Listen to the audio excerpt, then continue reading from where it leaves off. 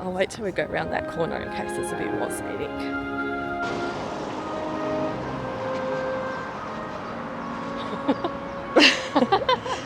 Nope. We've cracked our first code on the way to Bletchley Park. There was a sign, it was pointing in the wrong direction, but that didn't fool us.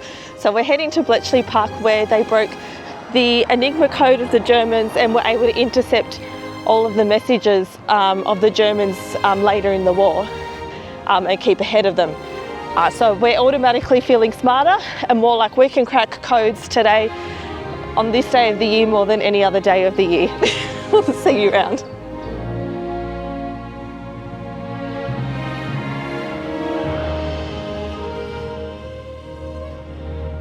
Bletchley Park, codenamed Station X during World War II, was the home of Britain's Signals Intelligence Agency, the Government Code and Cipher School. It was here that the British were eventually able to start breaking the codes sent by the Germans on the Enigma machines. Now, the Enigma machine was an encryption device. It looked like a typewriter, but the way it was set up was that it had 103 sextillion possible combinations, and the Germans would change that combination every 24 hours. So the Germans believed that this was unbreakable. Visiting Bletchley Park takes you behind the scenes into the code-breaking activities and work of the British during World War II.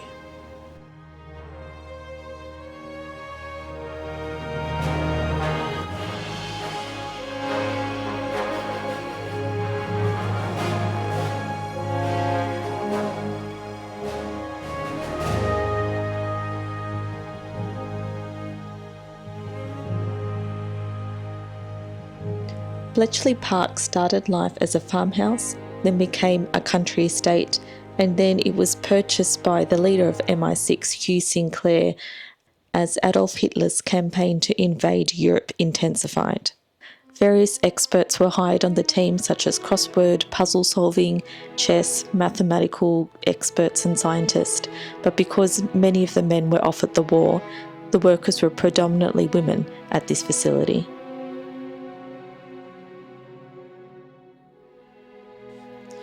Originally, a staff of around 200 people moved into Bletchley Park, but as World War II started and the code-breaking activities really started to kick off, the number of people expanded until at the end of the war there was 8,000 people using the site.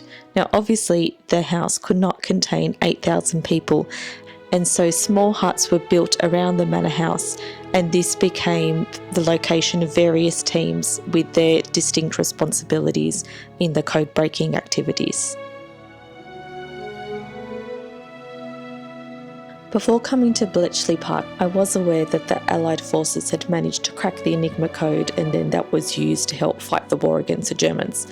And I think naively assumed that it was some sort of very simple process. Once the code had been cracked, there they were just spinning off all these messages and sending it up to, the armed forces and the naval forces and whatnot. But coming to Bletchley Park and being shown the sheer volume of the work that was involved in the daily cracking of these codes was just extraordinary.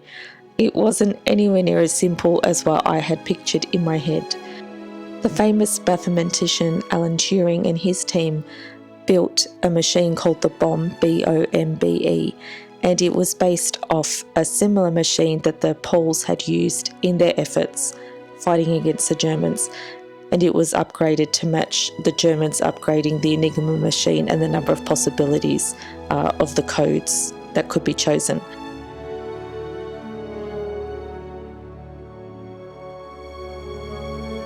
So a bomb unit was this enormous kind of brute force machine for breaking through the codes for the day. It was 2 meters tall, 2 meters long and 1 meter wide, and it was an incredibly noisy machine, and the women who worked in the huts that were just full of these machines said the noise was indescribably loud, and they would be in the huts for hours and hours working on their shifts. Members of the Women's Royal Naval Service, or WRENS as they were known, were the ones who primarily operated the bomb machines. and they were given crypts each day, which was a selection of the various possibilities that the Germans might have used in their Enigma machines. And then they had to follow this incredibly complicated process of plugging in drums and rotors and wires, and once they had the machine set, then they'd let it go and they waited for a stop. And a stop could indicate that a result had been found, which would then be checked, and possibly the code for the day had been broken. Or a stop could indicate that something had gone wrong somewhere with the wiring or the connections, which are apparently incredibly fiddly, and they had to tease them out straight all the time and then rerun the crypts. So it just sounded like an enormous amount of work. And of course, every time the Enigma codes changed, which was every day, then they would have to repeat the whole process until they had broken the code for the day, and then they could start deciphering messages and passing them on. However, the use of the bombe machines in breaking these codes had a huge impact across many of the different military campaigns in the war. And there is a great exhibition in Bletchley Park that shows how the Enigma decrypts provided details of the German defensive preparations for and reactions to the D-Day invasion. Because of the incredible secrecy surrounding the work at Bletchley Park, many of these women did not know what it was that they were working on. But it is estimated that the combined efforts of these men and women shortened the war by 2 years and saved millions of lives.